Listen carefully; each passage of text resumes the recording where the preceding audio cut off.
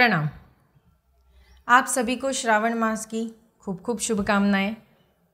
काफ़ी लोग अच्छे से साधना कर रहे होंगे, कुछ लोगों ने शुरुआत की होगी। तो श्रावण माह की पंचमी यानी जिसे हम नाग पंचमी का त्यौहार मनाते हैं। काफ़ी घर की महिलाएं नाग पंचमी के दिन पूजा अर्चना में जुट जाती है। तो नाग पंचमी के दिन हमें कौन सी साधना करनी चाहिए, किस समय करनी चाहिए, क्या खाना चाहिए, कैसे पूजा अर्चना करनी चाहिए, ये सारी चीज़ों के बारे में आज हम इस एपिसोड में बात करने वाले हैं। तो नाग पंचमी का अपना ही एक महत्व है। अगर आप देवी भागवत देखेंगे, सुश्रुत संहिता देखेंगे, चरक संहिता पढ़ेंगे तो वो सारी संहिताओं में या फिर हमारे वेदों में, पुराणों में नाग देवता के बारे में बहुत सुंदर सी कहानियाँ हैं। नाग देवता को हमारी भारतीय संस्कृति में या फिर हमारे देवताओं ने भी अमूल्य स्थान दिया हुआ है।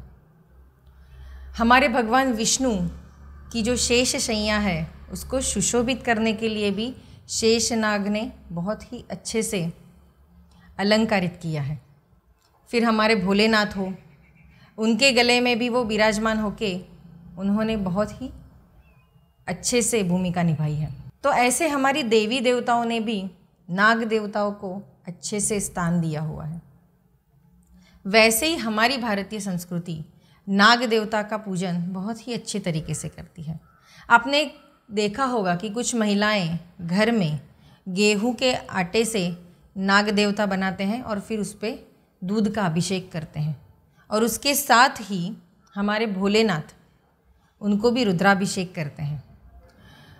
कुछ हमारे जो खेती करने वाले बांधव हैं वे अपने खेतों में उनकी जो फसलें हैं वो सलामत रहे तो उनकी रक्षा के लिए भी कुछ लोग अपने खेतों में नाग देवता की पूजा करते हैं।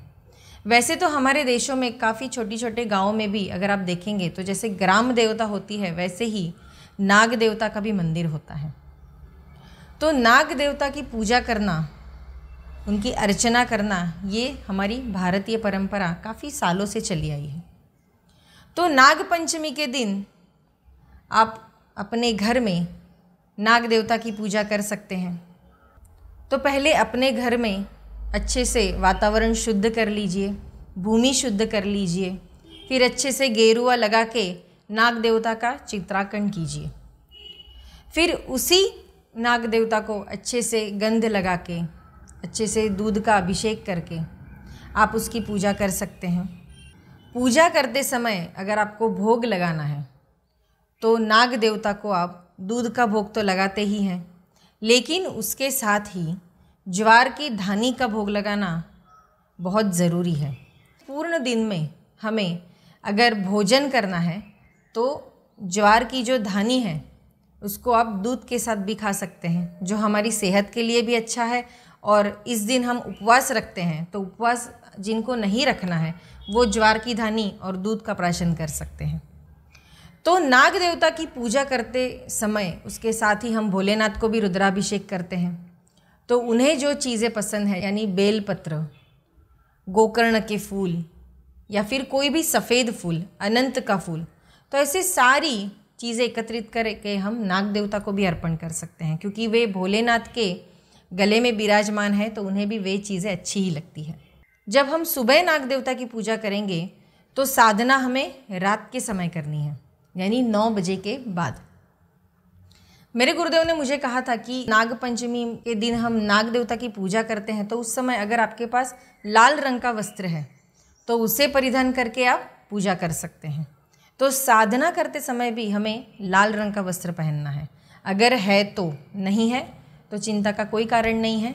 जो भी वस्त्र आपके पास है धुले हुए हैं, अच्छे से स्नान कीजिए और फिर साधना करने बैठिए। तो साधना करते समय हमें मंत्र कौन सा लेना है? तो वैसे तो एक साधारण सा काफ़ी छोटा सा मंत्र है, ओम अनंत नागाय नमः। ये मंत्र की साधना भी आप कर सकते हैं।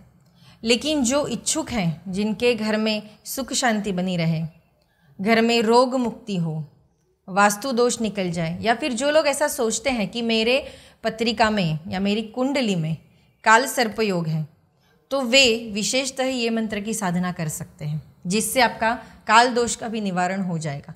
क्योंकि आप जब अपने घर में गेहूं के आटे के बने नाग बनाते हैं और उसे दूध का अभिषेक करते हैं, उस समय भी आप ये मंत्र बोल ही सकते हैं।